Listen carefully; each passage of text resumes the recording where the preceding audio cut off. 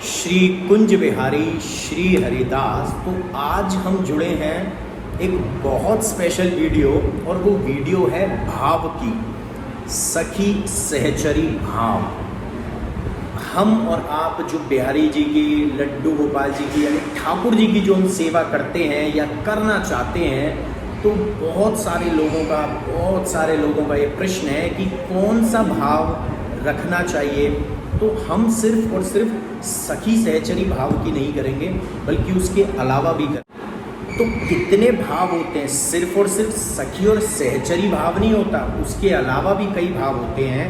तो उनके बारे में हम जानकारी लेंगे। लेकिन क्योंकि हम बैठे हैं बिहारी जी मंदिर में, तो पहले ठाकुर जी के दर्शन कर लेते हैं। मंदिर के फूल बंगला रेडी हो रहा है, और पीछे गणेश जी महाराज को भी प्रणाम कर देते हैं, और उसके बाद शुरू करेंगे अपनी इस वीडियो को। तो पहले बांके बिहारी मंदिर के दर्शन कर लेते हैं। और देखिए, फूल बंगला यहाँ से तो उतर चुका है, और अब नया फूल बंगला तैयार होगा, और हम चलते हैं गणेश जी के पास, और वहाँ पर चलकर सखी सहचरी भाव के बारे में जानेंगे। श्री कुंज बिहारी श्री हरदास। तो यहाँ गणेश जी पे दर्शन करके गणेश जी से भी आशीर्वाद लेंगे, और स्वामी हरदास जी के भी दर्शन करेंगे, क्योंकि जो आज भाव के बारे में बात करने वाले हैं उसमें स्वामी जी तो शामिल हैं। स्वामी जी की कृपा ही चाहिए उसको समझने के लिए। लेकिन पहले बोलेंगे ओम गण गणपति नमो नमः, श्री सिद्धि विनायक नमो नमः, अष्ट विनायक नमो नमः, गणपति बप्पा मोरिया।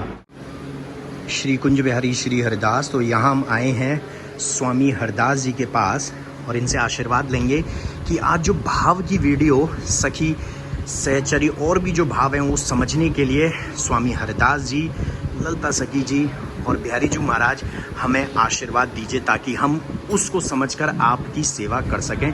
तो यहाँ प्रणाम करेंगे और बोलेंगे श्री कुंज बिहारी श्री हरिदास। तो ये वीडियो में स्वामी जी के दर्शन बहुत ज़रूरी थे, क्योंकि जो भाव है वो स्वामी हरदास जी का भाव है, और वो कौन सा भाव है यही तो हमें समझना है। श्री कुंज बिहारी श्री हरदास। तो अब हमने दर्शन कर लिए मंदिर के भी, हमने गणेश जी महाराज को भी प्रणाम कर दिया। तो अब बिहारी जी के आशीर्वाद के साथ स्वामी जी की कृपा से अब आपसे वार्तालाप करेंगे। आज स्वामी जी का नाम क्यों बोला है? ये वीडियो जो है वो टोटली स्वामी जी की सेवा भाव के ऊपर है, कि स्वामी हरदास जी ने किस भाव से ठाकुर जी को लाड़ लड़ाया था, वो वीडियो इसमें है। तो कितने तरह के भाव होते हैं? सिर्फ और सिर्फ सखी और सहचरी भाव नहीं होता, भाव बहुत तरह के होते हैं। सबसे जो पहला आता है, फिर सेकंड आता है, हम उल्टा बात करेंगे, हम कहेंगे फिफ्थ नंबर पे कौन सा आता है, क्योंकि जो भाव हैं वो 5 तरह के बताए गए हैं। 5 तरह के भाव होते हैं। ठाकुर जी को लाड़ लड़ाते हैं, ठाकुर जी से प्रेम करते हैं। तो 5 तरह के भाव हैं। जो सबसे नीचे जो फिफ्थ नंबर पे जो भाव आता है वो है दास भाव। दास भाव क्या होता है?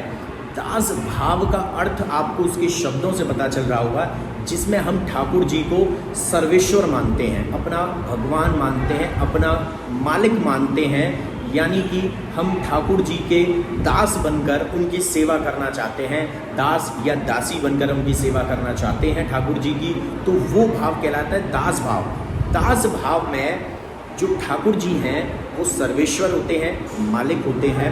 और दास भाव में एक भक्त का, एक दास का अपने ठाकुर जी पर कोई भी हक नहीं होता। ये बात ध्यान रखिएगा। यानी आप सिर्फ उनकी सेवा कर सकते हो, लेकिन आपका कोई हक नहीं होता, क्योंकि एक दास का अपने मालिक पर कोई हक नहीं होता। इसके ऊपर आता है मातृभाव। मोस्टली लोग जो है मातृभाव को 3rd नंबर पर रखते हैं, लेकिन हमने यहाँ पर 4th नंबर पर रखा है, क्योंकि जो 3rd नंबर पर है वो कहलाता है सखा भाव। तो पहले मातृभाव की बात करेंगे। मातृभाव में यशोदा मैया की तरह हम ठाकुर जी को प्रेम करना चाहते हैं, उनको अपना बालक बनाकर, उनको अपना बाल रूप में सेवा करना चाहते हैं, कि ये हमारे बच्चे की तरह सेवा करेंगे। तो हम अपनी गोदी में बैठाते हैं, उनको लाड़ लड़ाते हैं। वो आता है मातृभाव में, यानी माता की तरह उनको प्रेम करना, माँ बनकर उनके साथ प्रेम करना, वो आनंदमयी है। और देखिए, मैं जब आपसे वार्तालाप करता हूँ तो मोस्टली मैं सामने की तरफ दिखता हूँ, क्योंकि एक भाव होता है, मेरा भी अपना एक भाव है। ये आज मैं इसलिए बता रहा हूँ क्योंकि भाव की बात हो रही है, कि मैं ठाकुर जी से बार बार कुछ ना कुछ नैन लड़ाकर परमिशन लेता रहूं, कुछ ना कुछ उनसे नैन लड़ाकर सीखता रहूं, कुछ ना कुछ आपको बताता रहूं, तो मातृभाव में माँ बनकर अपने बच्चे को, ठाकुर जी को प्रेम करते हैं। मातृभाव में हक होता है जो हक एक माँ को अपने बच्चे पर होता है। इसके ऊपर आता है सखा भाव। हमने सखा भाव को इसलिए ऊपर रखा है कि जब माँ लाड़ लड़ाती है ना गोदी में बैठा के अपने बच्चे को, और जब सखा गेट पर आ जाते हैं, द्वार पर आ जाते हैं अपने साथी को बुलाने के लिए, तो जो ठाकुर जी हैं वो सखाओं के साथ चले जाते हैं खेलने के लिए, उनके साथ क्रीड़ा स्थली में चले जाते हैं कि भाई अब मैं अपने सखाओं के साथ समय व्यतीत करूंगा। माँ के साथ तो प्रेम हो गया और माँ को छोड़ के उस टाइम चले जाते हैं, तो वो होता है सखा भाव। लेकिन सखा भाव से ऊपर कौन सा भाव है? अब आते हैं और भी इंटरेस्टिंग भाव, मेन भाव जो आप लोगों का सवाल है, हमसे पूछ रहे हैं। तो सखा भाव से ऊपर भाव आता है, सखा भाव से ऊपर भाव आता है सखी भाव, जो कि सेकंड नंबर पर है। यानी सखी भाव, जिसको श्रृंगार भाव भी बोलते हैं। इसमें ठाकुर जी को जो उनकी गोपियां हैं, इसको गोपी भाव भी बोलेंगे, इसको सखी भाव भी बोलेंगे, इसको श्रृंगार भाव भी बोलेंगे। तो श्रृंगार भाव इसलिए है कि जो श्रृंगार करती हैं सखियां अपने ठाकुर जी का, वो कांत भाव में करती हैं, यानी कि उनको कांत मानती हैं, यानी कि उनको अपना पति मानती हैं। तो जो पति पर हक होता है वो हक गोपियां, सखियां उन पर जताती हैं। तो इसमें स्वार्थ है। एग्जैक्टली ये इसलिए बता रहा हूँ क्योंकि जो इससे ऊपर भाव आएगा वो निस्वार्थ भाव है। तो ये जो भाव है सखी भाव, इसमें क्या है?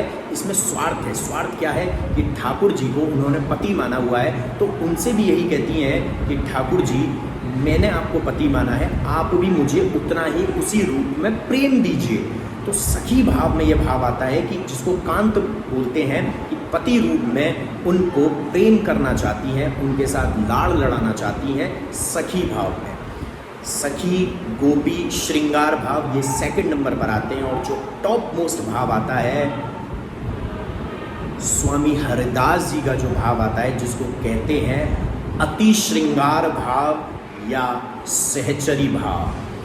यानी कि जब हम गोस्वामी भी पुजारी बनकर अंदर गर्भगृह में ठाकुर जी की सेवा करते हैं, वो सहचरी भाव होता है। श्रीअंग की सेवा करने का जो हक होता है, श्रीअंग की सेवा करने का जो है वो सिर्फ और सिर्फ सहचरी भाव में, और ये होता है निस्वार्थ भाव, जिस भाव में स्वामी हरिदास जी ने ठाकुर जी को लाड़ लड़ाया था और ठाकुर जी से प्रेम किया था निस्वार्थ भाव में। और इस भाव में पता है क्या भाव होता है? इस सहचरी भाव, ये होता है प्रिया और प्रियतम का भाव। सखी भाव में प्रिया जी नहीं है, सिर्फ प्रियतम है।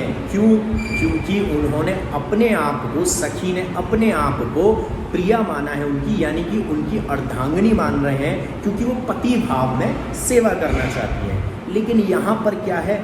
सहचरी भाव में स्वामी हरदास जी का जो भाव है वो निस्वार्थ भाव से सेवा है, लाड़ लड़ाना है, जिसमें प्रिया और प्रियतम दोनों आते हैं। तो इसमें जो हक होता है वो कैसा हक होता है कि अगर प्रिया जी रूठ जाती हैं तो स्वामी जी कहते हैं कि प्रिया जी अब तो मान जाइए प्रियतम जी से, यानी हमारे कृष्ण जी से, हमारे ठाकुर जी से अब तो मान जाइए, बहुत देर से आपको मना रहे हैं, आप रूठी हुई हैं, उनको अच्छा नहीं लग रहा है, वो बड़े व्याकुल हैं। तो ये वो भाव होता है जिसमें प्रिया और प्रियतम दोनों से लाड़ लड़ाया जाता है, जिसमें दोनों की सेवा की जाती है, और वो भी निस्वार्थ भाव, जो आजकल बहुत बहुत बहुत ही कम देखने को मिलता है। क्योंकि हम जितना भी जनमानस है, जब ठाकुर जी के हम जितने भी भक्त हैं, जब हम ठाकुर जी की अर्जी करते हैं, अर्जी लगाते हैं, ठाकुर जी से प्रार्थना करते हैं, ठाकुर जी की सेवा करते हैं, ठाकुर जी से लाड़ लड़ाते हैं, ठाकुर जी से प्रेम करते हैं, तो हम लोगों का कहीं ना कहीं कोई ना कोई किसी ना किसी पॉइंट पे एक स्वार्थ छिपा होता है कि प्रभु मेरी ये मनोकामना है, इसको पूर्ण कर दीजिए।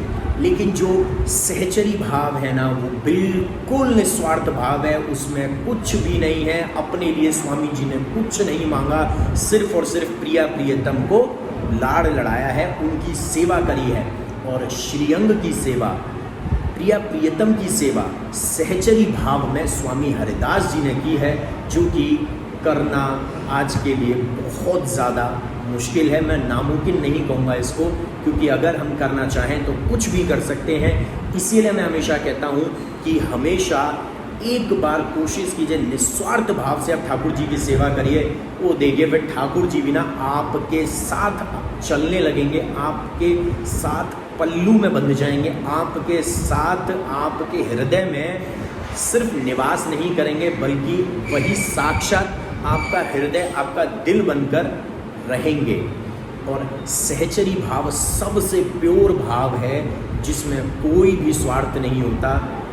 स्वामी हरिदास जी ने प्रिया प्रियतम जी को जो लाड़ लड़ाया है, जो उनके महाराज के दर्शन हैं, जो उनके श्रृंगार के दर्शन हैं, जो कि अब हरियाली तीज आने वाली है, तो स्वामी हरिदास जी प्रिया प्रियतम को सहचरी भाव में झूला झुलाते हैं, क्योंकि उनका कोई स्वार्थ नहीं है। वो तो प्रिया प्रियतम को सुख देना चाहते हैं, खुशी देना चाहते हैं। अपनी गोदी में प्रिय और प्रियतम दोनों को बिठाकर उनकी सेवा करते हैं, और दोनों एक दूसरे से रूठ जाते हैं तो भैया बीच में उनकी सुलह भी कराते हैं। वो जो भाव है ना, मैं सच्ची बताऊंगा, बहुत अल्टीमेट है।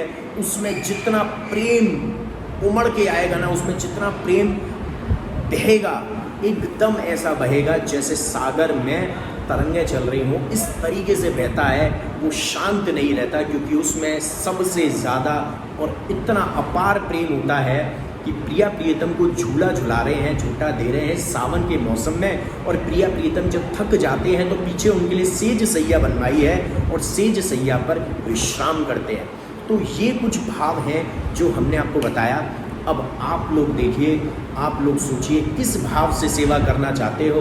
क्या दास भाव से करना चाहते हो, कि मातृ भाव से करना चाहते हैं, कि आप उनके सखा बनकर उनके साथ खेलना चाहते हैं, कि आप सखी बनकर, गोपी बनकर श्रृंगार भाव में उनको पूजना चाहते हैं, क्योंकि पति की पूजा सखी के लिए सबसे सर्वोपरि रही है, या फिर अति श्रृंगार भाव में, सहचरी भाव में प्रिया प्रियतम दोनों को लाड़ लड़ाना चाहते हैं निस्वार्थ भाव से।